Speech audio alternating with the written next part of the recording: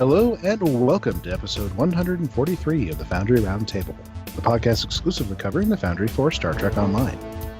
I'm your tame Foundry author, Dragoon1701. With me is the gold medalist and rolling under the engineering emergency hatch, DuncanIdaho. Hey, sorry. I just couldn't come up with anything for that one. I don't warn people about my intros, so they have to I know, and I can usually say at least something vaguely incoherent, but I think that was totally incoherent. Epic fail. I'll say you distracted him. He didn't make it under the door. Now he's dead. Yeah, now I'm dead. Yeah, now you're dead. Okay, so you posthumous gold medal. Yes. And then we also have with us Greendragoon, who was knocked out in the qualifying round in Anbo Jitsu. Literally knocked out. Ah, I wanted one of those medals. At least you're still alive. At least you're still alive. Fine, I'm taking your medal. And our usual co-host Markhawkman is having not so good internet connectivity, so he is with us in the chat room though. But we have a guest tonight. We welcome back Admiral Aaron to the show. Thank you very much for having me on again. Always. So obviously it's been a couple weeks since we had a show, but there really hasn't been like a whole lot of news going on. Probably the biggest news is the announcement a couple days ago of T6. The iconic TOS ships are coming. The Constitution, the Klingon D7, and the Romulan Bird of Prey from the original series are all coming at T6 starting tomorrow, actually, Thursday, as part of an R&D pack promotion. So obviously, really low odds of getting one, and probably more expensive than your average lockbox ship. Actually, definitely more expensive than your average lockbox ship. But still, obviously, this is something that we hadn't really expected, to be honest. What the first line of Star Trek ever? Impossible has happened. Well, it's funny is because one of the things that we've been repeating ad nauseum for years now is that CBS was saying no to this, no to the TOS Constitution as a top tier ship. And I couldn't find a citation for that, a dev comment. I thought it was in the frequently created threads thing on the forum. Mm-hmm. It was not in there. Oh. I think it was in there at some point. I thought I remembered seeing it in there. Yeah. I don't know, it's kind of come up on podcasts before, too. Yeah, it's just going back I've that far. Repeated a long time. Because, yeah, this probably came up around launch, too. Just because that would have been a comment. Yeah. For the game as it was way back when. And, we don't always get to know everything about what happens behind the scenes. So, I mean, maybe that was the case. Maybe it wasn't. But whatever case, they've either changed their mind or they're allowing it now. Mm-hmm. And yeah. They're allowing it. It'd be ultra rare, for sure. Yeah. So and I think that's... talking over each other. I was going to say, they may be only allowing it under condition that it is ultra rare. That's exactly what I was going to say, because I think that was the whole sort of the beginning of us getting ships that wouldn't make a whole lot of sense for characters in our position to get was way back with the original lockboxes that we get low odds, but besides that being, quote, a money-making grab for Cryptic, what that does is keep just certain ships out of general circulation. So you'll see some players have that particular ship. But across the entire population, the odds of someone having that won't be too high. And this is exactly what that reinforces. So for people who... is a money maker, because I think we have ample evidence that if it wasn't a money, they would have stopped doing it by now. Well, I mean, yeah, I'm sure exactly. And it's part of every release. It's kind of like I see a lot of people really like to complain about lockboxes, but as much as it may be frustrating trying to get a particular ship, there is this other advantage. If it was easy, we wouldn't be getting these at all. So it's sort of this thing to take with a grain of salt, that it may be frustrating, but at the same time, the alternative isn't particularly viable, because that's just a flat no, and we'd be looking at other types of ship releases to fill this content out. So maybe we wouldn't have all these the variety of ships. We may just have more variants or more ways of monetizing other things. Personally, I love the variety of ships that we have. I love it when you warp into a crystalline entity event and 9 other people warp in beside you, and you have this huge array of alien starships and Klingon ships and Federation ships, and never one the same, and I love that. Yeah, So and it's fantastic. It's a great feeling in Earth space dock. I mean, ignoring the fact that they're all, quote, Federation captains, it does provide a really sort of alien atmosphere, which I think is really great, especially for the 25th century of Star Trek. Yeah. And I don't know about anybody else, but I like to RP as an alien captain. I've got a Krenim ship, so I RP as a Krenim.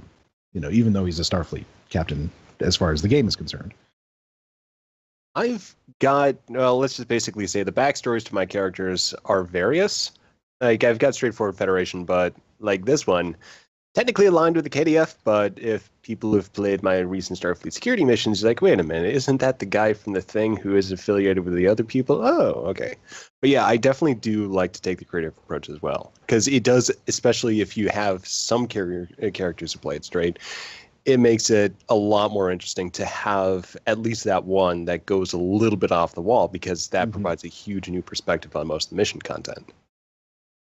I kind of look at it as another form of UGC, like the Foundry. I really like writing bios for my characters, and actually people do read them. I've had 2 or 3 times where I get a tell that says, "I was just reading your bio. That's so cool." So yeah, Dang, I might have to fill that out then. Yeah, do it, because I've got that stuff people right now. People actually do read it. I was very surprised. I'm just right now. I'm just got like, Foundry author. Here's the stuff, and that's not particularly interesting. So yeah, I think going for the full character is like, hey, here's the bio, and hey, here's the missions this character shows up in. That'd be good. That'd actually be an interesting tie-in between and it can be communities in the game. So.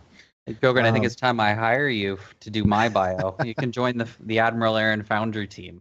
There you go. If I had any advice for that, I'd say, keep it to maybe 3 paragraphs. Don't make it too long. If your character is in a Foundry mission or something, is there? Yeah, there is. I don't remember exactly what it is. 1,000 characters. Definitely use it to plug your Foundry missions if your character has some kind of connection to that, and a lot of mine do. So there's that. But obviously, we have wandered away from the T6 TOS ship discussion, which we often do. Yeah. So it's so not here's, a good here's the discussion question. until I was just gonna say it's not a good discussion until we go off on a wild tangent. Exactly. So here's kind of the main question is something we were asking before the show, before we went on the air, is are any of you guys going to try and get them? Probably not, because right now I'm looking at what the next regular C-Store release might be. And there's a couple of alternatives where it's like, I might really want that. It's like, yeah, it's one of the, I just have that sort of feeling where, like, if I really kind of go for the packs, I'm going, even if I get like 2 or 3, that's still a big chunk of Zen for me to try to earn back. So I think I'm going to pass. Yeah, I mean, the price of one T6 ship on the C-Store is the equivalent to what, 12 boxes? Are they 300 or 1,000 for 4? Okay, and 300 for 1. So yeah, it would 12. So yeah, it's not. You've had some personal experience with previous boxes that suggest that might be okay odds, but I think my experiences are an anomaly. Yeah, I cannot believe I won 3 R&D promotion ships in under 10 boxes each. I mean, that's like crazy. Obviously, I never won the Sheep Stars, so there's that. Way back in the day, my fleet mates were having similar results with the freighters, but it might depend on the chip, because regardless of what the old ones were, Cryptic never publishes the probabilities, so these ones could always be different. So I never got a freighter either. Yeah, I actually bought the Suliban one off the exchange because they got really cheap after the duty officer revamp. I'd say like the only way I'd go into it would just be trying to go through EC, even though that's going to be horrendous. It's just the only sure way, because unless you really you're going to need almost $1 billion EC to get one. Yeah. I say almost because $1 billion is the limit on the exchange. I have this funny thing that I might open some packs, but I think I'll do it mostly for the lobby and the fact that I do a lot of crafting for people. So well, we'll do it this about weekend. The lobby. Do it this weekend because you'll get more materials per pack and a chance at the boosts and catalysts and that sort of thing. How many? Is it 10 lobby per R&D pack during the promotion? Which are they're about. It's kind of like getting lobby at a normalized rate of about 5. Mm-hmm. If you compare like prices to key stuff like that. Nanra tells me that 750 million is the limit, and 1 billion is what you can have on your character. That 750 is the exchange limit. Well, that's still getting towards $1 billion. Yeah, and it's hard to say if people will actually put them on for that low of a price, because I mean these are going to be hugely in demand. If I managed to get one, I would put it on for that. I don't think I would keep it. Heard it here, folks. Yeah, I think like that's the thing for me. It's like it's a really sort of nice ship. I mean, it's got good stats. They all do, and they've got good setups. They've got the TOS skin, but at the same time, is it really worth like 2 other lockbox ships? Sell it and live like a king. Sell it and get the. Or at least for me, I would sell it and get the Kelvin Constitution class. I'll be honest. I mean, I like some of the other TO ships better. I like the Ranger. I really like. I love the Ranger. Yeah. I mean, if I was going to do a TOS series, I wouldn't use the Constitution class because it's an iconic design. But I don't think, like, for me, it didn't really get good until the motion picture revamp. Yeah, I think Cryptic did a really good job with just creating really sort of likable ship designs in the same aesthetic, but I think that I think the only word that sort of comes to mind for the TOS Constitution is a little spindly. It feels like it doesn't really it shouldn't be holding together as well. And I don't get that feeling from watching it in the series. It's just seeing it in Star Trek Online. But I think also for me, for my characters, they're living out their own story. They're not living out the story of the shows.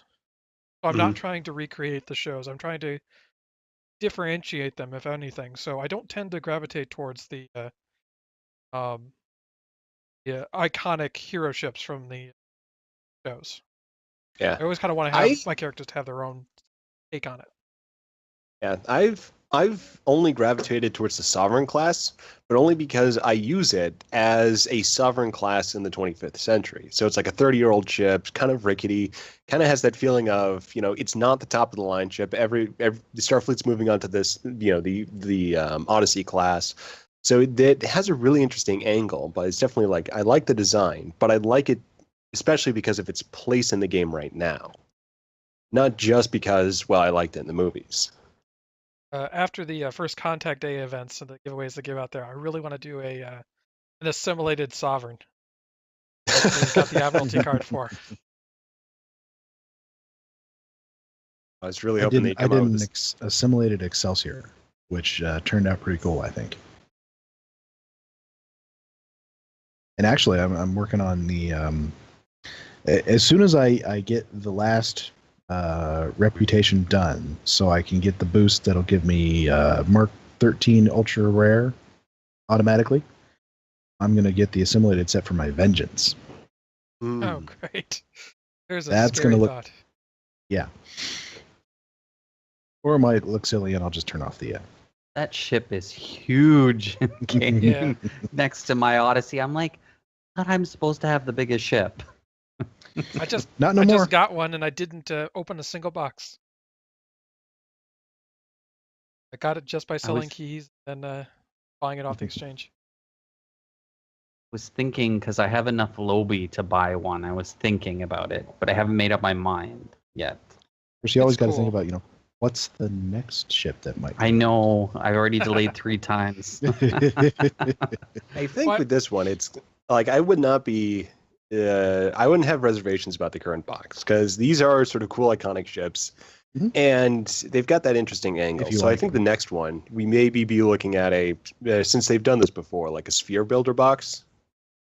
Since we've always had the villain ships come in, as sort of the second lockbox of the season. So we had that with the Vodwar, Iconians, Voth, all that, Elachi. So that's what we're probably going to get that at some point, but we probably need to have them more in the game to sort of establish a presence and really kind of. On the other hand, there are plenty of Kelvin universe designs that we haven't done yet.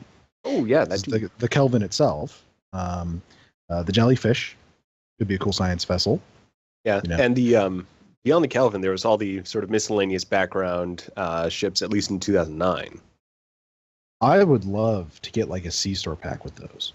I would absolutely fly those. I really liked those old ships. They had that feel of like, looking at it, having those next to the Constitution had the feel of like looking at a bunch of old pickup trucks next to a Ferrari. It's like, there's not necessarily anything wrong with the old pickup trucks. I mean, they're absolutely useful, but you want to drive that Ferrari too. I still haven't decided yet if I want to go after the Connie. I might open a few just to see what happens, and it would be nice for a potential future contest to give it away. But yeah, I might open a few and see what happens. But I'm not going out of my way just for myself because it's not a ship I don't think I would use. Taking the route of luck will come if you leave the space for it. Exactly. And you know what? And that happened with me because I opened the last box and I got 2 out of the gate, 2 for some reason. And I sold them on the exchange. It was the one that looks like a BSG Battlestar. What is that? The Elachi? Yeah, the Elachi. Yeah, the Shishar.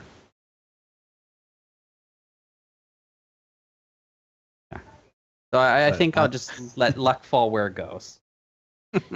I haven't won anything in like a year, so I'm hoping maybe my luck will finally get back to good instead of bad. I've only won one thing from boxes that's worth mentioning, and that was I just needed 2 Lobi, so I picked up a box, and I got the ship I had completely written off. I was like, oh, I'll never get it, and I went for the Dromius instead. I got the Nicor Undine ship. And just like, wait, that was my plan A, and I didn't think I could get it. Yes. And within I only got it because then I saw it like it pop up. I was like, wait a minute, I got an ultra rare thing. Then the message came up in my PM, someone offering to buy that Nicor off me for a lower price than the exchange was offering. It's just like, wait, what? I had this great run of winning ships. It's like I won the Bulwark, I won the Anorax, I won the the other Krenim battlecruiser, and it was just this incredible run of luck. And I was like, and obviously I used up all my luck. You know what they should release if they really want me to spend money opening boxes? Give me a Borg tactical cube. We want a Borg tactical cube. I think that may actually be less likely than the Tier 6 Connie. Hey, that came out. That was a definite no. So we got to start the hashtag and harassing them. Tactical cube. Apparently, nothing is impossible. So I don't know. I've seen people on the forums who have written to quit if ever a playable Borg ship comes out. I don't believe any of them. But But why is my question? We have so many other alien race ships flying around. I think just because it's huge. I think it's also because they're just generally anti people flying non-tech ships or non. Just say it's cooperative. They come for a visit. Mm-hmm. Yeah, if we get it, I think that's how we would get it. The cooperative is like the perfect excuse to actually put Borg ships in the game. Exactly. We should have cooperative ships. I think they may be holding that idea on the off chance they do a cooperative faction at some point. That's what I thought as well. Because that would make for a really good faction if they started at Vega. It could be, yeah. Oh, so you start off like to wrap up the story of Vega. Get back to the thing you started with. How many years have you been saying that? Yeah, well, I still need to finish my proposal for the revamped Borg ground zone. Sure. What we can do is back it up with a Foundry challenge. Just create the one story, and just ignoring everything else everyone else would do for the challenge. The one story of what happened to Vega. So we see all these alternate different takes on what can happen. And then the winner we submit to Cryptic and just say, make this the official story, if you guys aren't going to do anything with it. I was going to say, if you have a proposal that you're going to script to them for a battle zone or something, you said, you should ask Captain Jen Darkrider. Yeah. I'm sure she would have tons of input. I'm secretly worried that she's actually going to hate it or something, because she's the only person I know who is like super in love with the Borg ground zone. You know what? She's more surprisingly easier to work with than you may understand, because I've worked with her now on the third mission I've done, right? But for the third one, she didn't write her own dialogue like in the past. So actually, me and my co-writer wrote her dialogue this time, and she only saw it 2 days before the mission launched. So, and she was like, I like it. It's fine. She's like, you actually kind of captured the character. Something's a little bit different, but I can live with it. So she's more easygoing than may meet the eye. Yes, but I would be messing That's actually with her the mission that favorite piece we. of content. That's actually the mission we reviewed last time on the show. Oh, goodness gracious. Invictus. I didn't even get a chance to listen last one. I've just been in my own little world. Well, we like That's okay. So. Yeah. I only got the show out yesterday. Oh, man, I should have listened to that one. Then I would have known what to say. I could have come in here like banging my keyboard. Every single criticism you guys had was wrong. I like There the weren't all part that many where we fell criticisms. down. Let me guess. You didn't like it, Matt. I liked it. No, I'm just kidding. Like the falling down part was great. And that's just a great line for anyone who actually doesn't know what we're talking about, because it gives the complete wrong impression of what we're actually talking about.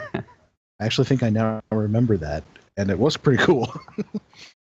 You know, I actually, to be honest with you, I did think the mission would be more basically divisive. I can't even pronounce it. It would cause more of a conflict between like and dislike. I was a little worried about it when I let it go, but it actually went the opposite way, and I was very pleased. So I actually hadn't played any of your missions before that one, so I didn't know what your style was. But once I kind of got into the mission, I figured, oh, okay, it's kind of the same, like an extension of the RP sort of things that you do over Twitter. And I was like, okay, it's in that style, and it's exactly. Okay. Now it perfectly fits, and I can just go with it. So what you're trying to say is you disliked it. Just kidding. I think what I'm trying to say is that we are a half hour into the show, and we have only passed the first news item. Oh, well. Okay. I'll shut up now. Is there other news? There is other news. Okay, so I was searching for this earlier because I thought I had remembered seeing it somewhere or in somebody's show notes or something, that there was talk about porting some Foundry missions over to the console version of STO, which of course is coming sometime this fall. We don't have a release date currently. And somebody on Twitter, I believe it was. Wasn't it Aaron? Kananra, who's in our chat room, was kind enough to find it for me. And it was actually on Priority 1. They were interviewing Geko on the vendor room floor in STLV, and he mentioned that they were talking about that. Apparently, it is doable. They can take a mission and port it over. It's probably not going to be at launch, but it could happen later on, especially to flesh out some of the planets that don't have a cryptic mission there. And could be, obviously the spotlights are definitely candidates, and anything, probably some of the best missions that are set at planets that don't have a cryptic mission there could be good candidates as well.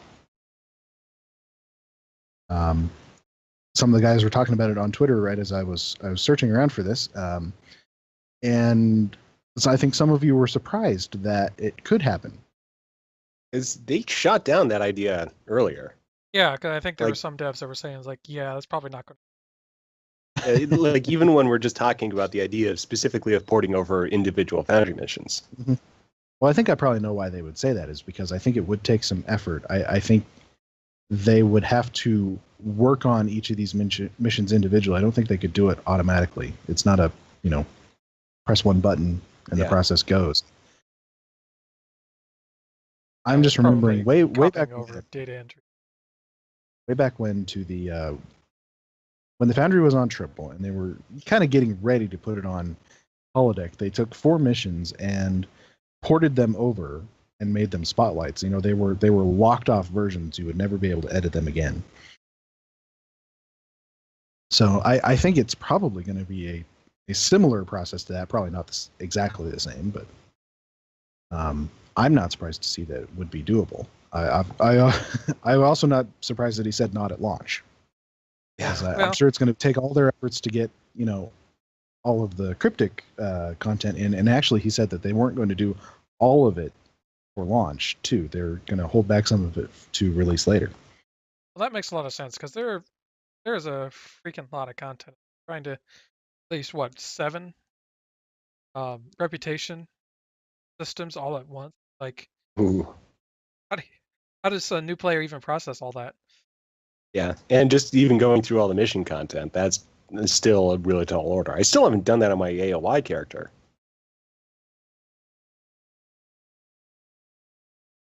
All the zones. Oh. Yeah, I'm still in that process too. I mean, I don't know exactly how they're going to play the rollout, but I would almost kind of slowly work up. Because, I mean, a lot of the in-game stuff is kind of designed to occur at a specific time. So, I mean, a new Romulus is definitely kind of time locked to a specific period, and got the a Dyson sphere, which is all a specific period. Then that's followed by the Undyne, which is a different period of time at the same locations. And a lot of MMOs have that issue with their sort of repeatable content. Like a lot of the PvP in World of Warcraft is actually story based. It's like battles that happen between the Horde and the Alliance at various points in time, and some of them happen quite early. When you're like level 20, and you can still fight them when you're level 100. I mean, that's not a unique problem. But I know one of the things that they're doing is trying to smooth out the leveling process and the process of going from one mission to another. So I think there's probably going to be a lot less time until you get to the level cap where you're just floating around in sector space with nothing to do. Quote, air quotes, nothing to do. There's always something to do. I think it's going to flow from one mission to the next better than it does now for leveling processes. But yeah, and I wouldn't be that surprised if 1 or 2 sort of more filler items get taken out as well. Some of the go to a star base, talk to someone, just to sort of get settled in. We already know that some of that is coming out. They have mentioned that. That's my I can't remember what specifically. I love that stuff because it's like, here's an easy 900 skill points. Just for going that and away. escorting Damar Khan to Starbase 39. Those are my favorite after playing because I just leveled one of the Agents of Yesterday tunes, and those easy ones were my favorite. I'm like, yay! 3 points. So, as a random aside, you were asking in our chat room, what's everybody's favorite social zone? That's a good question. Including battle zones. Including battle zones. Dyson Ground Battle Zone. Oh, that's a good one. I think the Dyson one is kind of nice, but my problem is I find it very, I feel like it takes forever to run from one section to the other, and there's not enough people sometimes. I did hang out a lot there in the last week. I know, I always liked it because it does used to feel kind of be big. there was just so many people there. But that was, a year ago or more. I mean, It still gets filled up pretty reliably because it's one of the more, let's just say, lucrative activities in the game when it comes to dilithium. Yeah, So you generally find 1 or 2 sort of full instances. So if you're worried about sort of getting enough people, you can always swap out between them. My favorite's got to be Nimbus 3. Ooh, yeah, that is also a good one. Just I turn on the Firefly soundtrack and I just live out my space western fantasy. Do you dance for the dance instructor? Yes, definitely. I think I might have to go with Hathon. Down on Bajor. Yeah, Bajor. That is very just cool such a man. gorgeous place. Like, It's like, I want to go get an apartment there or something. That was good for me until the frame rate bug hit, and now it doesn't work for me that well. Hopefully one day we can figure out what's going on with that.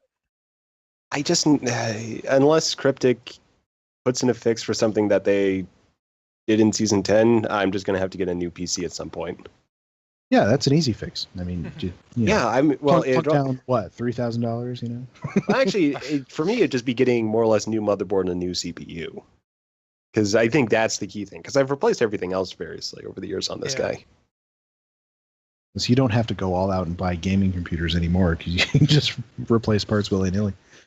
Exactly. I just put in new RAM, 2 sticks of new RAM today. Yeah, RAM's easy. It was very easy. Actually, most things are easy. I think for me, the only difficult one is, well, besides hard drive, just because there's a lot of fun, reinstalling you have to do for that one. I've had to do that recently. Yeah, I did that too. My old one burned out actually, so I actually took the opportunity to get a bigger one. I really liked New Romulus. I still like it, even though it's very vast. There's just something about New Romulus that I find extremely pretty, and I just love the bridge. The bridge is my absolute alien. Favorite part.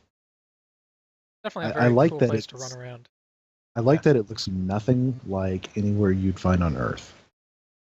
Actually, New Romulus is the one that doesn't work for me. Hathon, that's on Bajor, right? Yes.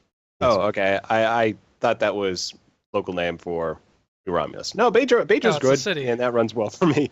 Yeah, New Romulus is the one that chugs away, along with Ryza, which actually that used to be my favorite until that died for me. So Ryza's cool too. I'll tell you what I wish was a social zone. Mirror Bajor. I was thinking that too. That would be my favorite. You could go to the strip club. I would just be amazed at the puddles all day. Look at the lighting effects. Oh, just wait till the new lighting effects come out. Ooh, yeah, that'll look great. I'm very excited for the new lighting. I will probably play show on console for a while, just so I can try out the new. Yeah. How long do you think it will take before it hits us on PC? Well, hard to say. I think months? 3 or 6. Could be That's months. what I'm guessing. If they're not already working on it, I think it depends on how the teams are structured. So are they actually working on the PC update while they're working on the console? Or is it something that they're going to be looking at as a sort of separate project afterwards? But I think just sort of to set the expectations right, I would definitely look at a few months. So like if this comes out, say, in October, maybe December. Nice Christmas present for us. On the plus side, I don't think Exactly. from a build standpoint that the console and PC versions are all that separate of things. I think they probably version off when they launch to PC, but they're not going to structure it in such a way where they have to develop all their content twice. So Yeah, And somewhere one of the things they that both we do exist know, as one. one of the things that we do know is that the approval process can be quite lengthy for console versions. So I would guess it's probably pretty close to done now. Mm-hmm. True. And then they'll have to submit the version to Microsoft and Sony. I think they're allowed to make small adjustments. Yeah, probably. I'm told that the Microsoft one is more lengthy than the Sony one. Yeah. Microsoft definitely does have a little bit more of a hands-on approach with their online service. So, I'm totally not surprised by that. Yeah. But that's just speculation on my part. I don't know their timetables or anything. Yeah. Like, I don't know it anymore, but I know years back when I was just looking at DLC packs added to games, I think Microsoft was a little bit longer. All right, so let's move it along. One little quick thing I wanted to mention was I like to keep up with UGC tools for other games, games that aren't sort of moddable by themselves or by third-party programs and that sort of thing. And the Halo 5 Forge is actually coming to PC. This is the first time anything Halo has been on PC since Halo 2, which has been like 10 years or more. So I'm kind of excited about that because I love Halo, and I'm not over much a console player, and I think this could be fun because it actually allows you to play a little bit up to 16 people multiplayer on these maps that you can make. So I'm definitely going to key into that, and it's free too, which is also good. Because I think making multiplayer maps is a key function that STO could use to great effect PvP maps if we had that capability. And I'm also into the Halos as well. And I've also probably Halo UGC was probably one of the first I got into. Officially, I think it was more like Spore and Time Splitters. But anyway, for Halo, it's a great tool. And I know for Halo 5, they did a lot of improvements, technical stuff. Their palette is one of those things where you just look at it and you're just like, holy crap, this is huge. I mean, just in terms of blocks, just different categories. There's a lot of small environmental detail that they have added in addition to all the playable assets.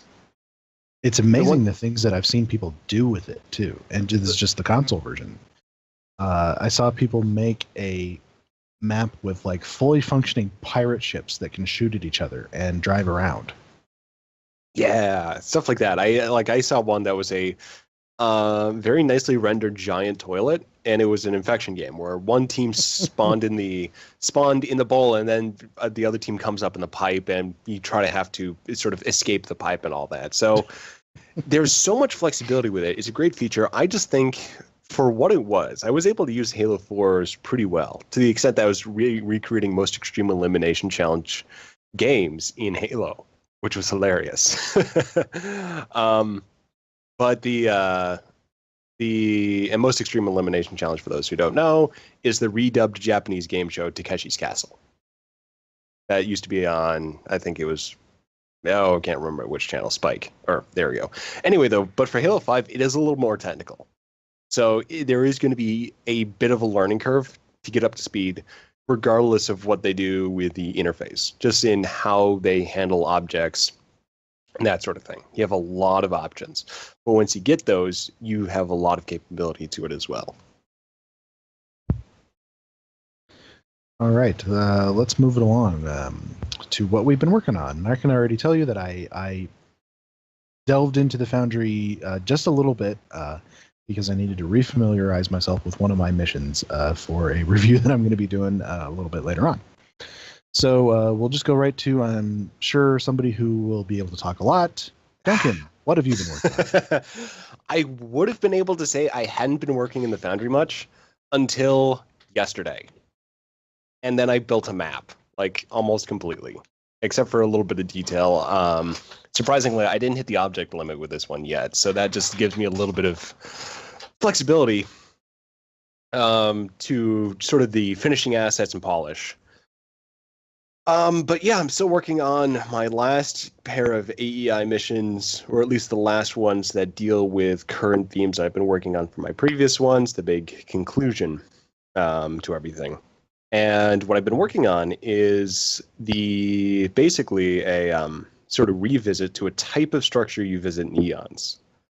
So if you got those screenshots, it's... For those who played my missions, it's going to be familiar. There's going to be a lot of block architecture, but it is dealing with the block architecture species. So the Eternals and some other people, I won't spoil variously because I don't know how many people have played through the full set of AEI missions. But altogether, though, it's a fun build. I did quite a lot with the ceiling detail in that first one. So I'm just like, I don't want to go small for this one, so let's just go build big. So fortunately, that entire space isn't playable, but there's a lot of stuff going on here with glass, with sort of a little bit with shadows, just hiding things, making things pop into view at certain points as you're progressing through the structure. And yeah, so that's kind of the starting point now on the screen. The live stream right now, we have that large glassy floor over a terrain which I don't cover up. So sometimes you sort of build a sky castle and you sort of go out of your way to hide the fact that you're just building over a map or building over a blank space. This really indulges with the fact that you've got this vista around you. Now, whether or not that vista is real is another question, and it gets a little bit more significant a little bit later on. But at any rate, though, it's been a fun build. I built this between today and yesterday. It went pretty quick, and I'm actually getting really efficient at sort of building out these larger structures, just because you build with this particular archetype, this particular style long enough, and you get a handle for the tool set. It can really go on at a quick pace. So as far as the design, I didn't write this out. I didn't plan this out in any way. I just sort of had a general idea. I just started building a little bit more, getting general feel, and then just making sure I have the mission elements in there too.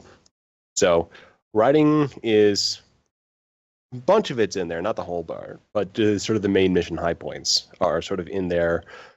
Combat, that's not in there yet, but it's going to be going in there. It's just, knowing what to focus on and, how to use the space. That's still something I'm getting the feel for through testing. And yeah, I can't say exactly when this mission is going to be out, but maybe in the next month or so. Sort of getting to the point, it's an entire ground mission. And there's 6 custom ground maps. I've got 2 done. This one is mostly done. Actually, no, I've got 3 done. This one's mostly done. And then I've still got to work on 1 to finish up, and then 1 more to build entirely. So I think I tweeted you the other day when you were showing these pictures that it kind of reminded me of V'ger. When the Enterprise is flying over the surface of V'ger. Am I completely off base there, or is that a thing you weren't going for? I was definitely going for that in the feel and the style. The thing is, it's not V'ger itself. Here's actually this is earlier in the build, so without the ceiling detail and without this is sort of the first half of that map. And then you go across an energy bridge, and then you find the second half of that map, which is actually in a different style, which is actually something I've been playing with. But V'ger is something I definitely was thinking about, especially when I was laying in the sort of the serial, what are actually Borg transwarp conduits. Yeah. And it's basically another civilization getting to that point through a different route. So you're dealing with people who are at the level of V'ger, but who aren't V'ger, and that's what I was trying to go for. That was actually I saw that. It's like it's got to okay. At least I got that across, which is fantastic. Yeah, no, I mean that's always good when somebody picks up on the thing that you were going for. I'm not entirely crazy. Just entirely. Not entirely, but mostly. I mean, you got to be a little crazy go this far, because for most people's Foundry missions, they kind of do stuff within the STO setting. Not 4.6 million years in advance. which is the theme of this one. So, yeah. So this mission, it's been a fast build, but then again, I've gotten really used to this type of building. Anyone who's played Apex, Eons, or Trident Part 2 have seen this style. And for me, I can just sort of, especially when I sort of get in a sort of relatively good vibe, I can really hit this type of space out really quickly. All right, so Dragoon, I know you've been on vacation, so my question to you is, what kind of is the status of Part 3, and are you going to get back to that now? So yes, I'm going to get back to it. Status is that it's still in development and has kind of been sidetracked by t-shirts and getting ready for Vegas, and then and then vacation, and then getting back here. Not to mention various things for the roundtable on the side. So always that. But yes, I need to get back to it. All right, and our guest, Admiral Aaron. Obviously, you just released a new mission. And I think you have said that you're going to be taking a break from the Foundry for a little bit. Yes, I am taking a little bit of a break. It's been 4 missions in 2 years, and I kind of said I owe it to my wonderful writer to give her the rest of the year. Because, well, this time she took more of an active effort in the script. So I would say I wrote a good 50% of it, and she wrote the other 50%. So she really put an active effort into it. I said, so enjoy the rest of the year. Now, we did have a conversation recently because, unfortunately, Invictus was never meant to be a multiple part mission. And it was actually supposed to end at the end. And there was an original ending that only 1 or 2 people actually saw, and it got kiboshed because it was terrible. Absolutely terrible. And we came up with this new ending, and then after I published and I started getting people reviewing saying, oh, I can't wait for the second part. And I'm like, second part? I'm like, what are you talking about? And then I was like, oh, I did kind of leave it on a cliffhanger. Oh, that's great. So we discussed it, and we both agreed that, yeah, we're definitely down for writing the conclusion to the mission. But it's difficult. Because obviously we're going to go to Voth. That's one thing that's very evident. So I'm doing a little bit of research right now into what would the Voth homeworld look like, and that's tricky. So definitely. And it's I'm like, but what kind of like? Also open to a lot of creativity there. Oh, yeah, because obviously we know nothing about. I don't know anything. I've read a lot, and I've done a lot of research, and I've been kind of stringing some things together to figure out what and how this would go about. But I always said with Invictus it was supposed to be a social zone first, and that failed. Primarily because of the bug we have with the Foundry and people in the teaming bug. So I said, if I'm going to do this, maybe I'll focus on a ground map.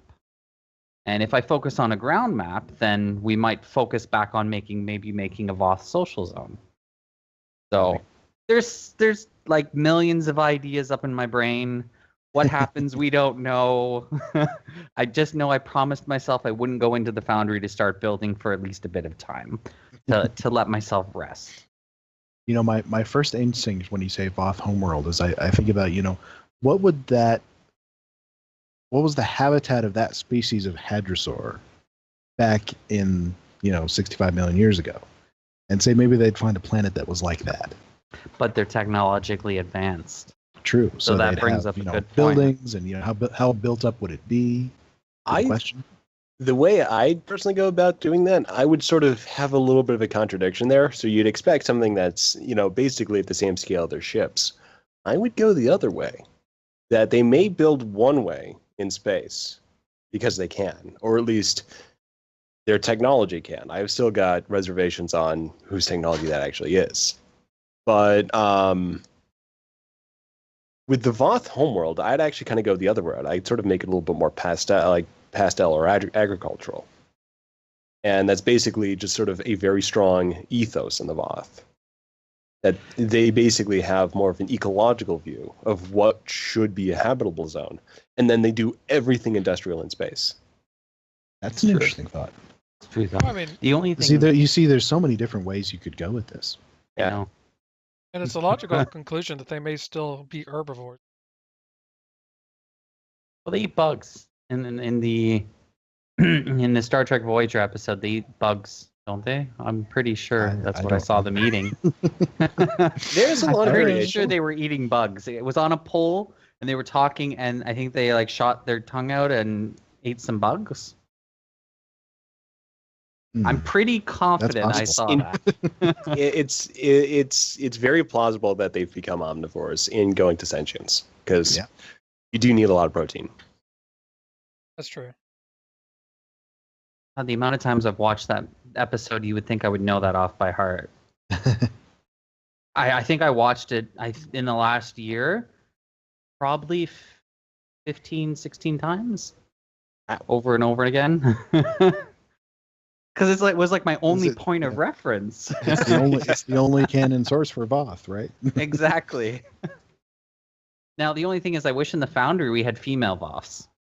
That would be nice. It would be nice. Maria. I don't know. I Maybe doubt those that's gonna those happen. really big ones that you get when you spawn like a commander level mob. Maybe those are females. Yeah. Well, they actually did show female. They did But were they distinct? a bit. They were played by women. Yeah. That was. I think that's as Their much as you voices say. were distinct. The voices are distinct.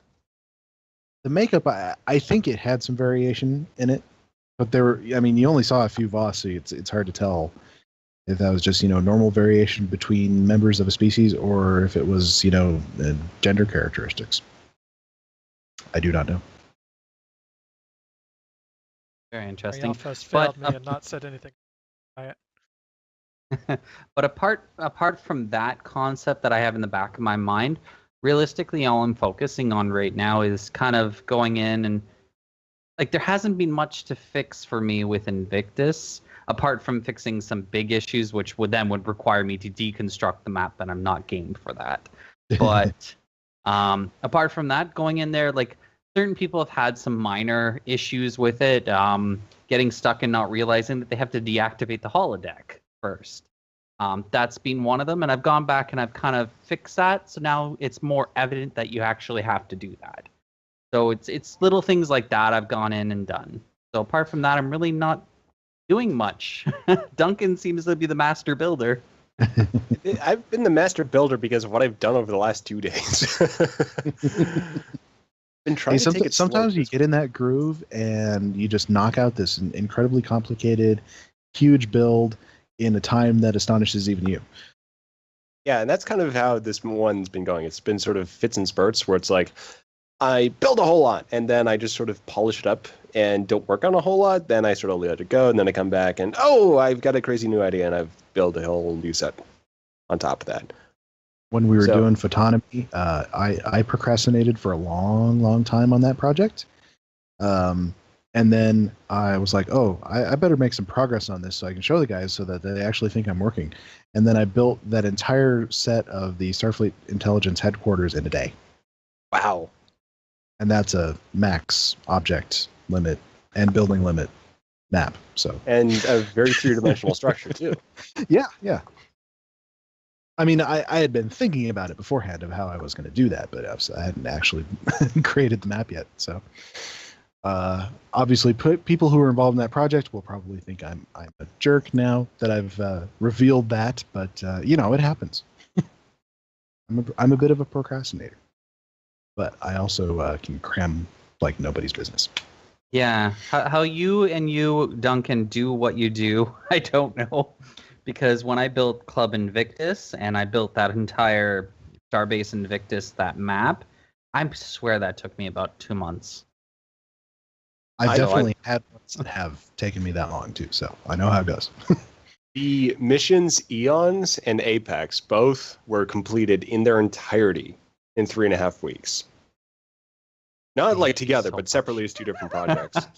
So 3.5 weeks on those. So if you've played those ones, I know they were max build projects on those guys. We've created a new term here: max build projects. Yeah, the max detail item projects. Yeah. I think max build. It's just like you've just built as much as you can, just crammed it full. I've gone full max build on this. Yeah, but it's for me like the building can be really quick. Like where I hit snags is just when it comes to writing, because I write while I'm building, so I don't have separate scripts. I'll sometimes develop a separate outline, but where I hit the snag is basically where I'm thinking, well, I don't really know. Like I'll just sort of leave a dialogue blank. Like okay, I kind of know what should be going there, but I just can't write it out specifically right now. So I'll come back to it. And that's happening a little bit right now. So, like, for some projects, I've gone and completely revamped everything about the main story. And that happened in Trident. Right now, I'm probably going to be revamping a little bit for my current mission, but with one character in particular. Because I like to have, the groups a little bit back and forth. And one character is just sort of not really working well with the group. Sort of good standalone character by herself. But I want to sort of tweak things and, like, okay, make a little bit more of a dynamic. I'll be rewriting bits for that one. All right, let's move along here. I have a mission to review. So a long time ago, 2013, I built a mission in a weekend.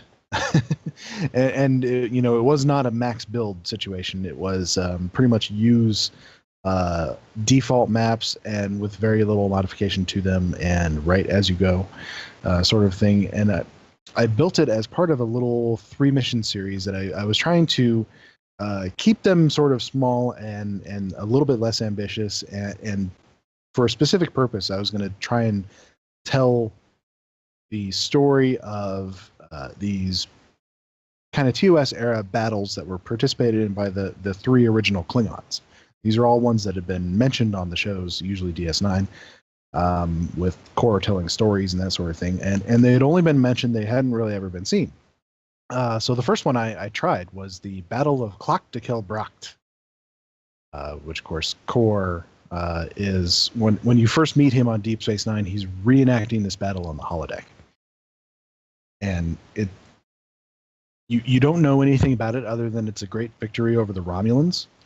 And all you hear is, the sounds of batleths and other things on the other side of the holosuite door. So there's nothing to know about it other than Core is involved.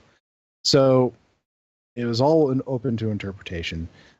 Mine was pretty simple. It just had we find out later, of course, in Enterprise that Klach to kill Brakt is the Klingon term for the Briar Patch. So set in the Briar Patch, you attack a Romulan ship to figure out what the Romulans are doing, where their base is, and then you go and attack them. And when I put that out, Azurian Star, another Foundry author, contacted me and said, I hate you because I was doing one as well, and you got yours out before me. I was like, well, okay, And he actually finally finished his after about 3 years now. And so he finished it right before STLV, so I didn't get a chance to play it then, but I've had a chance to play it now. I played it last night. And so it took him this long to make it, much longer than mine. So I kind of expected it to be a lot longer, a lot more involved, a lot more complicated, and he did not disappoint. It is a very, very long mission. That shouldn't necessarily put you off playing it, though, because it is really good. All of the map building is excellent. He had this bit where you go and board a Romulan D7, and there's a window, and out the window you see the front of the ship. You see the neck going all the way to the, I don't know what you'd call it, the command area, bulbous area at the front of the ship, and it looks perfect. It's fantastic. I tweeted a screenshot of it yesterday. So the map building is top notch. The story is fun and very complicated, and ties into not only episodes of STO with the VAT and the whole idea of the Klingons getting their forehead ridges back in that process. And then it also even ties into a Voyager episode at the very end. Obviously, won't want to spoil that. So at the beginning, because his is also essentially he uses the storytelling device of a holodeck program, which is exactly what I did as well. Your player captain has this holodeck program. You go to Drozana Station and have them loaded into their holosuite so you can play it. When I was figuring out how to do mine, it's like, okay, so how do you involve these 3 Klingons? Obviously paying attention to the EULA, which says, we're not supposed to depict real people. So mine was pretty easy. I just had you play as Core, since I can't alter the player's appearance. It was a moot point. He had this little bit of the Ferengi telling you that because of licensing issues from the House of Core, you were not able to play as Core, which I thought was a fun little meta joke there. So you actually play as another hero of the battle that he invents, and you follow this hero's story throughout the battle. Obviously, you're a key figure in the battle because you're the player character. You're going to have to be in the center of everything. And one of the things he starts out with is a nifty little build of a holosuite that actually looks really, really close to Deep Space Nine's holosuite, and that obviously fades out onto a Klingon bridge as you start the program. And I really want him to teach me how to make that holosuite. It's pretty small, but it can hold your whole bridge crew, so that's not a problem. And it's just a great sort of civilian alternative to the holodecks that we have available. One thing that he did that I didn't do was involve the Sona. Obviously, you're in the Briar Patch. The Sona, it's logical for them to be around. And the catalyst for the Battle of Klach to kill Brakt, as he describes it, is that the Sona come to the Klingons because the Romulans have been invading the Briar Patch and have hurt and imprisoned and are otherwise causing lots of problems for the Sona. And through that and through Klingon intelligence, they figure out that the Romulans are building a base there, and they think they're going to attack the Klingon Empire. So you launch a preemptive strike. Another little fun bit that he has is, the other problem when you're doing a holodeck program is, what do you do about the player's ship? Because we have no power to change the player's ship.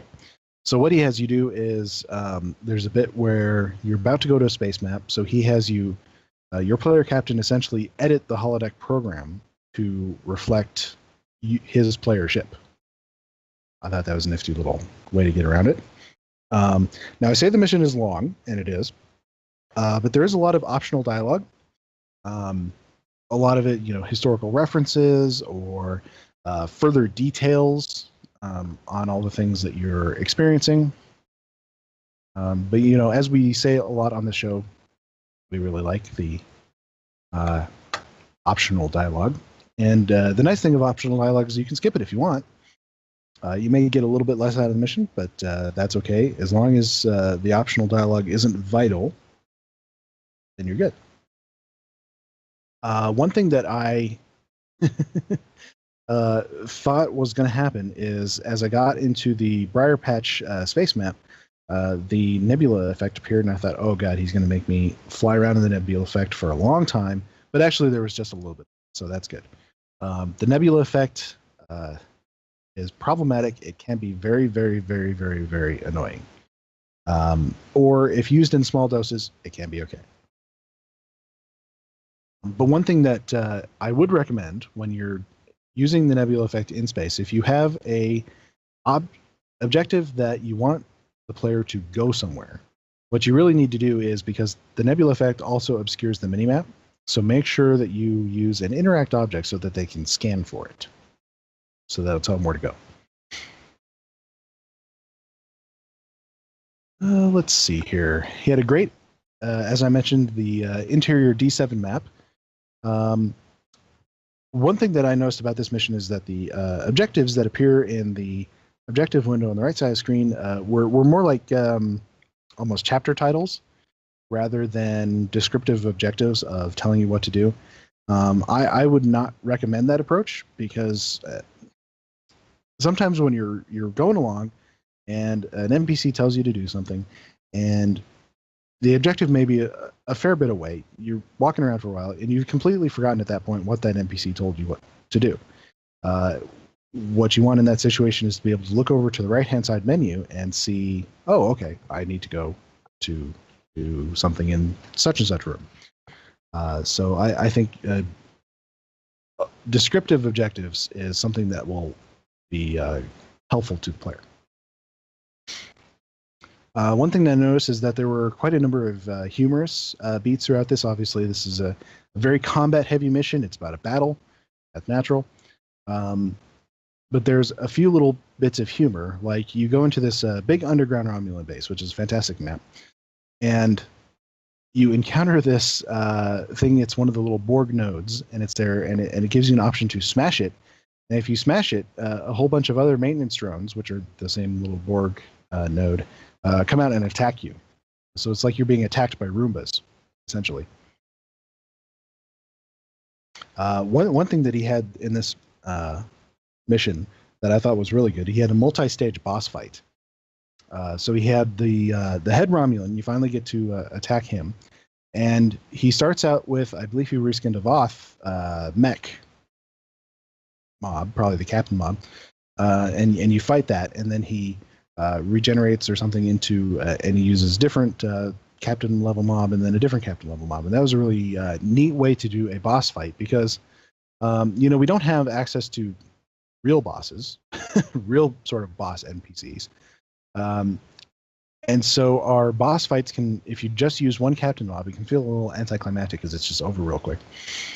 So that use of the multi-stage technique, it drags out the boss fight a little bit, makes it feel like more of a climax. There were a few little things that didn't work in this map, or in this mission. I think it was a bit overly long, to be honest. I think I spent at least an hour and a half in it, if not 2 hours. And I skipped quite a bit of optional dialogue. There were some areas that there were really a lot of combat mobs in. And I would say, thinning them out just a little bit might help.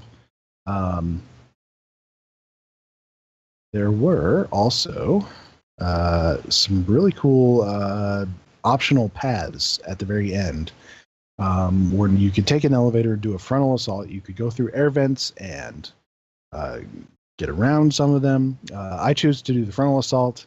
It involved this elevator that was essentially a bunch of despawning objects. So you would go from one level to another level. Unfortunately, that had some trouble with the bridge officers. They didn't like that. As we know, pathing can be a little iffy sometimes, but eventually by respawning and then dropping down, I got it all to work. So really overall, a very fun mission. Definitely combat heavy. Take somebody who has a good combat build, especially a ground combat build, because it's primarily ground. And I definitely recommend it. I gave it 4 stars. Oh, cool. Yeah, I did definitely sort of stand back in awe at the D7 build that you tweeted out. Yes. And that was really impressive because it's not just that you sort of get, it's sort of the proportions are almost is to the eye. They are what they should be for D7. So yeah, it's not it like, just looks spot on. Yeah, I mean, you can sort of tell, well, it's not a curve shape, it's blocks, but your eye doesn't really register that because it's the right silhouette for a D7. It's just the right shape, the right proportions, and did a really good job with that. It was a brilliant little detail that I just stopped and was like, oh man, that is cool. So, always pay attention to what's going on outside a window. If you've got a window, put something outside it that should be there. And a detail that will look good. Obviously it may take you a little effort. I can't imagine the effort it would take to make sure that looked like that proper silhouette. because I'm just thinking about it. It would take me a long time because you have to work on multiple levels, 3 dimensions, and everything, and finding the right assets to try and make that work. So, all right, let's move on because we got an interesting discussion topic today. It kind of grew out of a forum post that I saw. Obviously, lots of people have had their say in there. We won't go too much into that. But the question I thought was an interesting one. The question is, has Cryptic abandoned the Foundry? Now I've got my ideas on this, but I'll let you. I'll put this out to the floor here. So what do you guys think? Has Cryptic abandoned the Foundry? Let me just check to make sure Zeronymous Rex isn't in this isn't in the stream channel. She's working hard to get us new maps. We don't want to make her feel unappreciated. Throw caution to the wind. Just let it flow. Let the hate flow. Well, my response in that was just basically a flat no. That they have not abandoned the Foundry. We don't get dev time, but that's not sort of the measure. So the abandoning is just kind of the idea that, well, they're going to turn it off at some point. And some people were thinking that because you have sort of a confluence events, like it's not coming in full to the console in any form. To the console. You haven't got anything in a while, so they might be shutting it down because they did that with exploration. And that really doesn't gel with me for a variety of factors, which I discussed there. Oh, and I mean, Dragoon and I having just gone and talked to the EP not 2 weeks ago. Yeah, we heard it right from him. Didn't sound like he wanted to abandon the. In fact, he wanted to get more stuff into it. Yeah. So okay. It's always going to be a difficult thing to support in full like you would any other part of the game. But all the other parts of the game have their own problems too with getting updates and support for. So I know the post you're talking about in the forum. I kind of think that it's a badly worded question. And it's kind of clickbaity on top of that. But because abandoning implies that we get nothing new. That's just clearly not true. So there's a fundamental flaw in that to begin with. But to get more to the point of the question is... I think what we're talking is more like, serious time for improvements and new features. Yeah, but abandoned means literally that they have completely turned their back on it and isn't the case. But the question is getting at is will the Foundry ever see any more substantial development time? And yeah, well, we get out of beta, right? That's a joke. I think the best answer is Taco Fang's answer, right? When he gets asked all the time, is the game dying, right? And he says, well, technically the answer is yes. Any game that has gotten out of beta technically is dying, right? So I guess the same principle could technically be applied to the Foundry. Is it dead? Are they ignoring us? Oh, I don't believe so at all. Is it dying? Maybe. It's not immortal? I don't think it's dying at a faster rate than the rest of the game. But there you go, Taco Bang. But I think that what the truth of it is that the Foundry is on a very long list of things the devs want to do. And there are high priority things and there are not so high priority. And the not so high priority things have to share dev time. So, I mean, things like new missions, new content, new endgame stuff, the things that are really going to make sure that the game continues to function and is continued to be played by people, it's always going to get top priority. And then down below that, you've got the secondary things, and you get things like doffing and Foundry and all of this kind of stuff that improvements to it aren't necessary for the continued survival of the game. These are all the would like to do's. And unfortunately, I mean, there's only so much time that the devs can devote to these, and so they look at the schedule, they try to work in time wherever they can. Occasionally we see something new for the Foundry, and sometimes we don't. And then we got Zira, who works tirelessly above and beyond to try and get us new stuff all the time. Is a super awesome person. This. So yeah, I mean, there is a truth about it that the Foundry is what it is, and it's going to get that amount of attention. I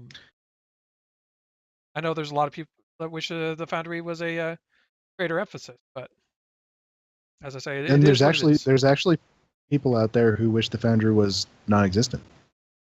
Yeah, and I'm glad the devs don't listen to them. Yeah, me too.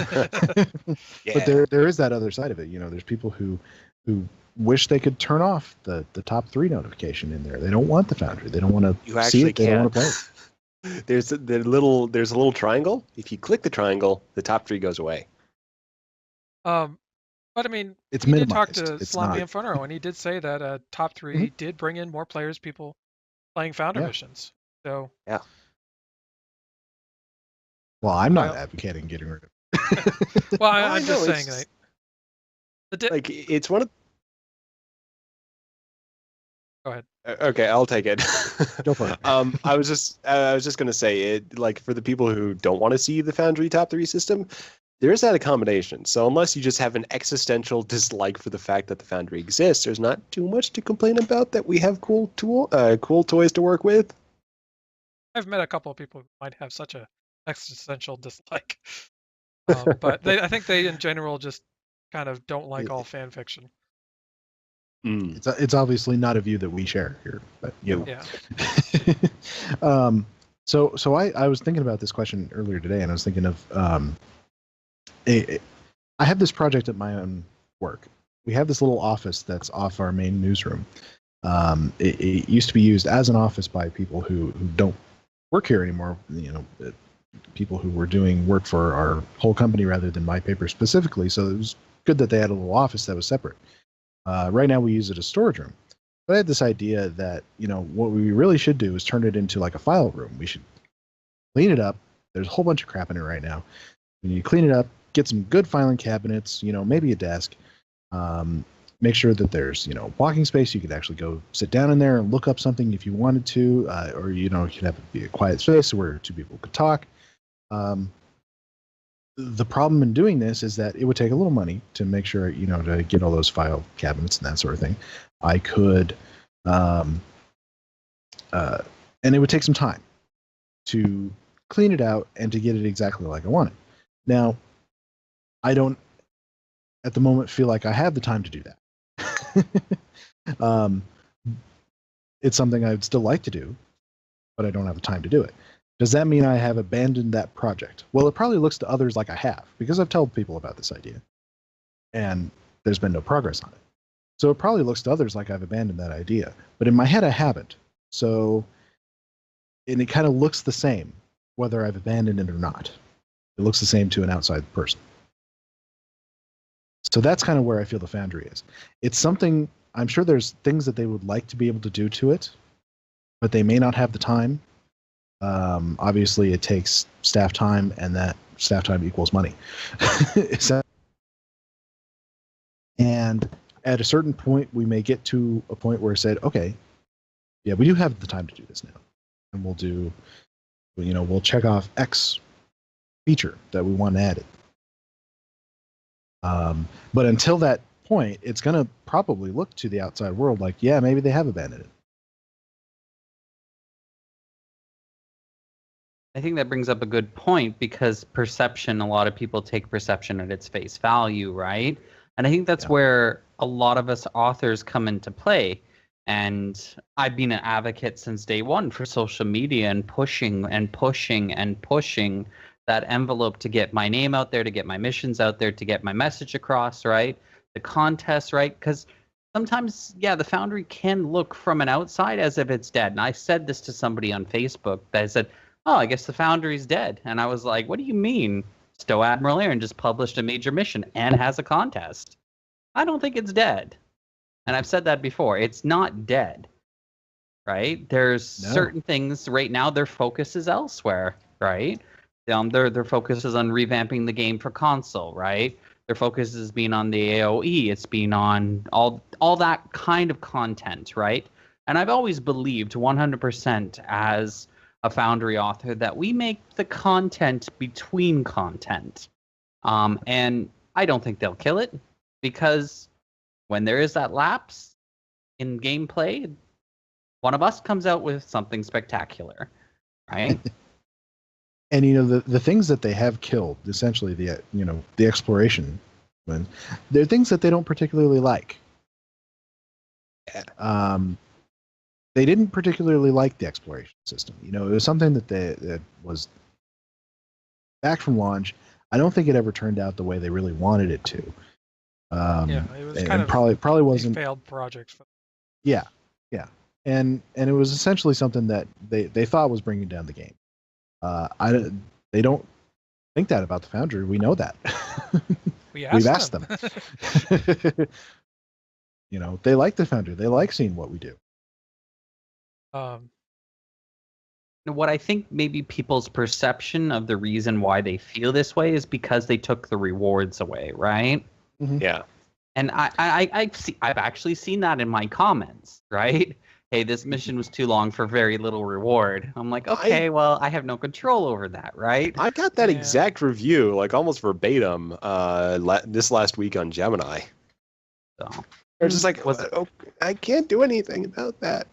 Yeah. So, but the thing is, we don't really 100% know the rationale behind that, right? It's mostly to try and squash exploiters.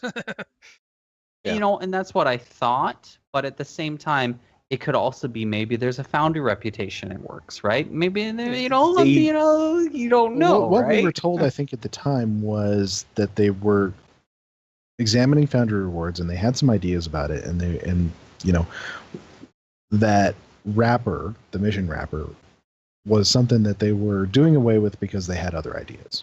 And even just from a kind of like a technical standpoint, wrapper was kind of this weird thing because you had to know about it. Really even get it. It wasn't automatic. You had to go How many people actually go to that available tab in your missions and scroll down through the whole thing? Yeah, so there's a lot of reasons they may have wanted to get rid of that wrapper mission without any of them having to do they wanted to nerf Foundry missions.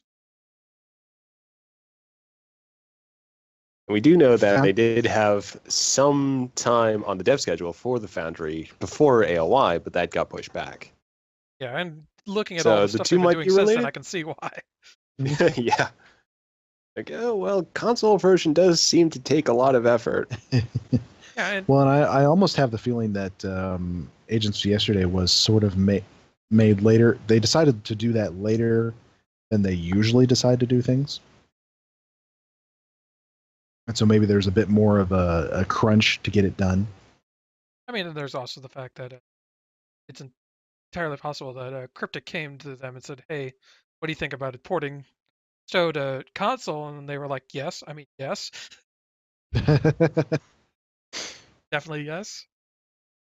I mean, yeah. Let me think about this. Any developer would be silly not to absolutely jump on that. Mm-hmm. So definitely. So I think my too long didn't read answer is no, but it's going to look like they abandoned the Foundry until they haven't. Yeah. Until they essentially come out with something and it's like, oh, well, I guess you didn't abandon the Foundry this whole time.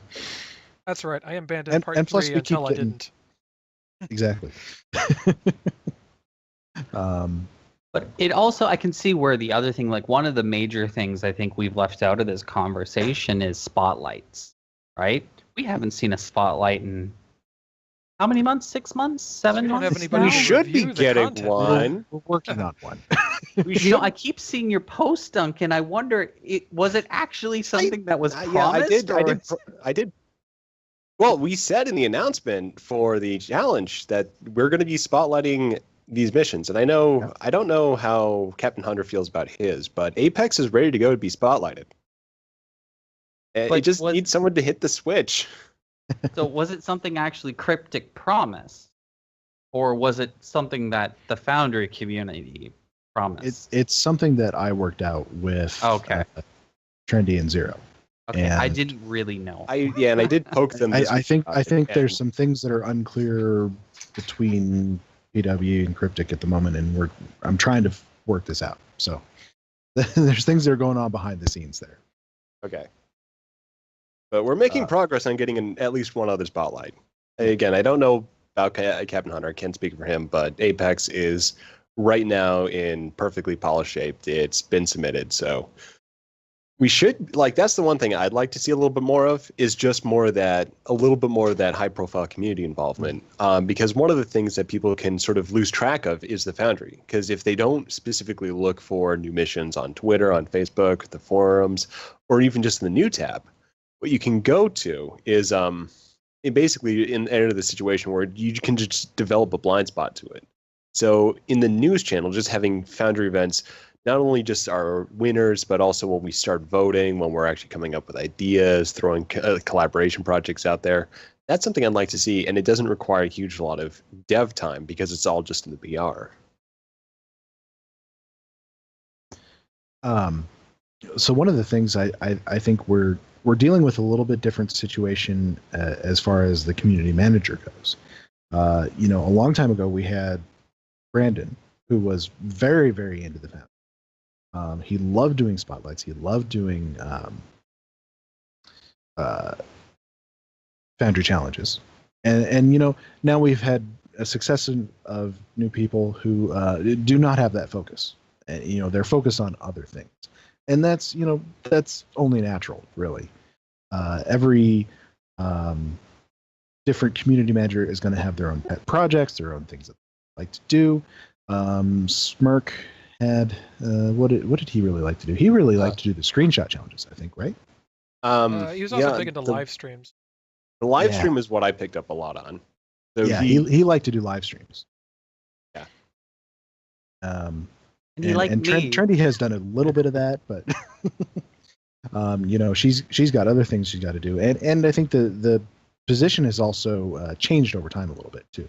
Mm-hmm. And she just got promoted. Outsourced. Yeah, but she might outsource to community teams.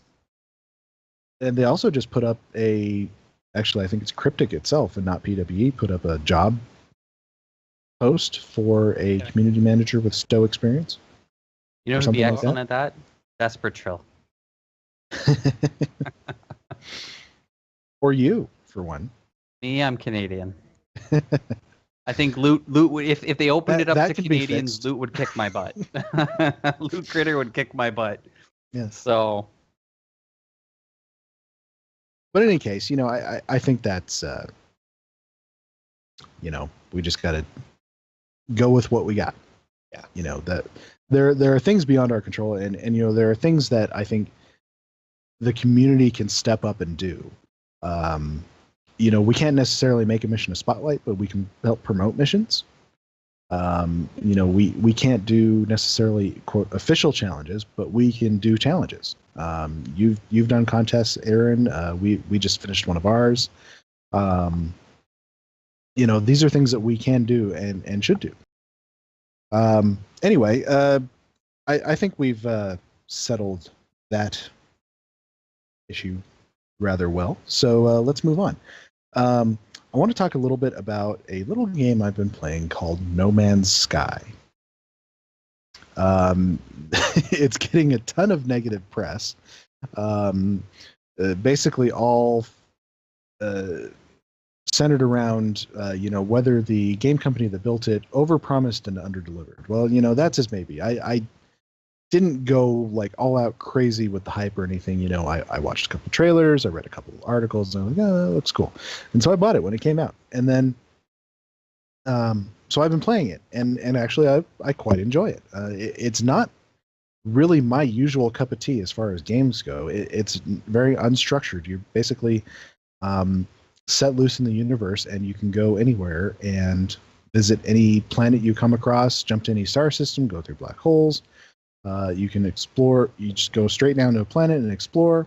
You mine for resources to improve your ship and your personal equipment that you have, and basically find all these things, find interesting animals. Some of them want to kill you, and find space pirates, and some of them want to kill you. So obviously, it's a massive freeform game, and really massive, like trillions of star systems that you can go to. And I've been enjoying it, even if I'm the only one. And the reason I bring it up is because we actually, obviously, we have this tool, but it's in a very structured game. So the question is, how can you make unstructured exploration in the Foundry? And I think we actually have gotten a little bit of that in our AEI missions. And it's funny you bring this up because someone just panned Eons, my AEI mission, in review, saying he didn't understand how it was, quote, exploration because of the mission structure. That there wasn't a freeform, there was, but he didn't notice when there was sort of that freeform activity where you can go off and explore optional dialogue. Or at least I didn't bang on as much as I did in maybe, say, Trident, with the idea that there's multiple ways you can go about this area, and it's just exploration. So that is interesting. Yeah, it's more difficult because the Foundry is geared towards a linear story structure. But I also think exploration is a very broad concept. So I'm sure there's more than a few people who have a much more narrow concept of what exploration is. Perhaps not everyone has the same opinion of what constitutes exploration. Yeah, and personally for me, it's the intellectual side. So it's the mission structure itself on that one. It's funny that he wrote this for Eons because it's the one where the player characters transported 4.6 million years into the future, or 4.5 million years into the future on this one, and just sort of has to figure stuff out. And it just, for me, that's kind of like, well, isn't this just sort of fitting, say, Star Trek, which was a show about exploration, but didn't have just that you couldn't do a freeform, non-linear mission path in a TV show. So for me, it's easy to get to an exploration episode because it's still narrative. It's just you're changing the focus, you're changing the ideas. But as far as going through that non-linear thing, I actually did that once in Trident Part 1, where I just took an open ground map. There's no barriers on where you can go on this one. And you have 2 separate objectives on this map in addition to a lot of optional content. So you can, first of all, choose which pathway you go to. And then for each of those objectives, there's optional dialogue, there's different choices and different ways of mixing that up.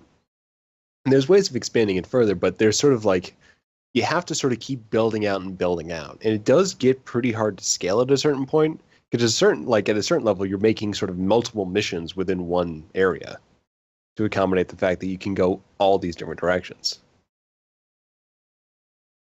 I think one of the best examples that we have seen of this so far is, and I'm going to forget the name of the mission, but it was one of the AEI missions where you go aboard that, it's like a section of a damaged and destroyed space station.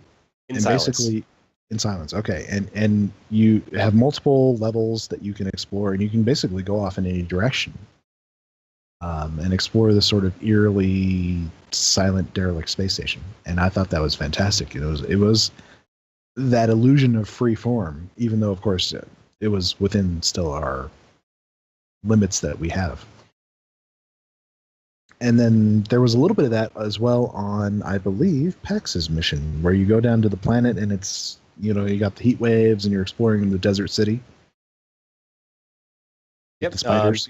Because there's 5 different objectives there, or I'm not sure how many scanning locations he's got now. But yeah, it was one of those ones where that, I believe. Yeah. After our review. For what he had there, it's one of those things where you just sort of set in the location and you've got to go do multiple things. Apex had this too, but unlike Eons, I didn't sort of set branching paths on this one. So you had the mission objective. So there's a linear path between those, but then there's a lot of optional stuff on the side of that one once you got down to the exterior environment. Because you had all the species records and the optional dialogue between the 2 characters. And that's how I sort of filled out the space on that one, even though it was on the side of the linear path. So there's another technique as well that you can use to do this in space missions. basically you start out with an empty space map, and you go along till you get to an interact object, and it's like your empty space map is like sector space almost. And then when you get to your interact object, you interact with it, you do the warp in animation, and you spawn a planet, maybe some nebula, maybe a space station, and then you can go around a star system and look at it. And then when you're done with whatever you're doing there, you hit another interact object, you warp out, despawn all of that stuff, and suddenly you're back in sector space. You can go to another star system. I've done that in a couple of different missions now. I learned that technique from Ceridium. So there's ways to do it, but we sort of have to fake it, which is, kind of what we always do in the Foundry.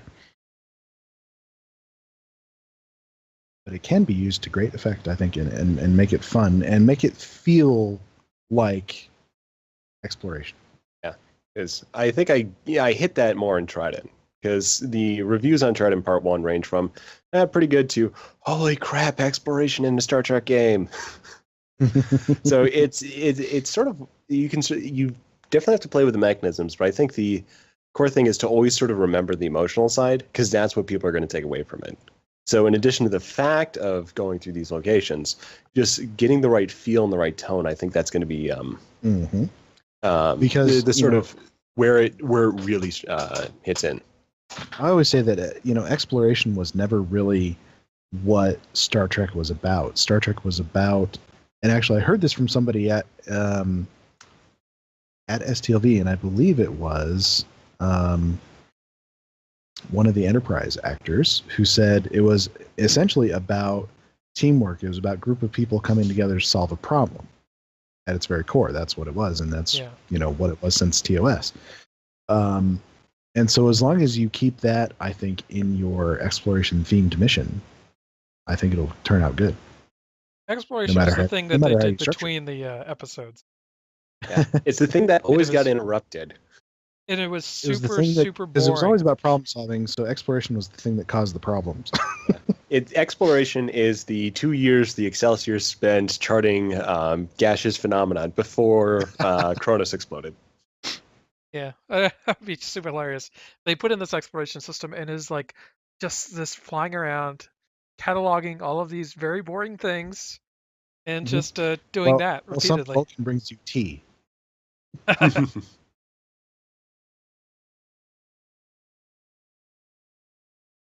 So anyway, let's see.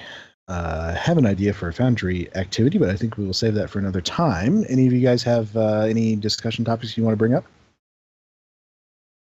We need more Romulan ale. No, that's illegal.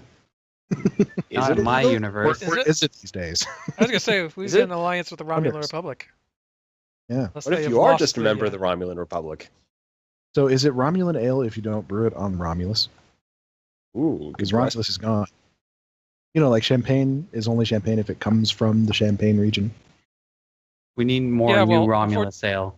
Fortunately, old Romulus is not around to sue for the usage of the title. It's become generic. Besides, it could also be referring to the people, not the planet. True. You're also going to have this, if you're talking about Romulus, you're going to have this generation of people who were born there, and then you're going to have these younger generations who are not, and you're going to have this huge cultural divide.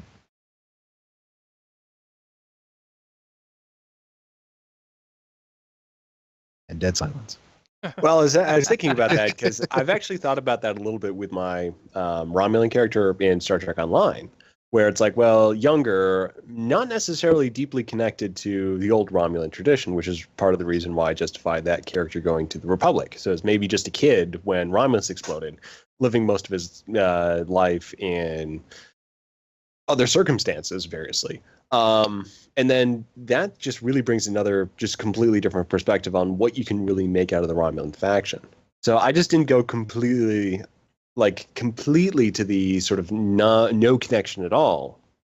But it is a really interesting dynamic with what they have going with the Republic faction. Which is why I like it a lot better than the Romulan, the frequent suggestion of a Romulan Imperial faction. See, this do new things. Kind of a cool thing to explore. Because I've got that old Romulus map I built way back when. And so maybe I could do like a time travel mission, like targeted at this captains. And I keep intending personally to go to a Romulan security file series, or at least one mission, so I could do stuff in it too. But I still have 4 missions to go through. Just before I'm done with what I have in front of me.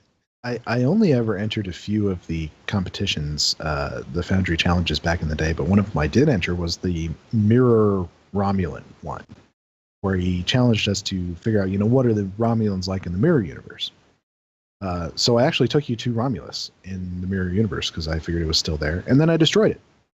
I figured Romulus must always be destroyed in every universe. But that was actually a really simple, really simple city build that I didn't want to spend a whole lot of time on because, of course, you're time limited in challenge.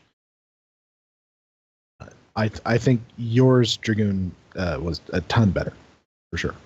Well, mine, I think I built mostly just because somebody on the forums said, "Oh, we can't build a map like the Romulan city, Romulan capital." Like, yes, you can.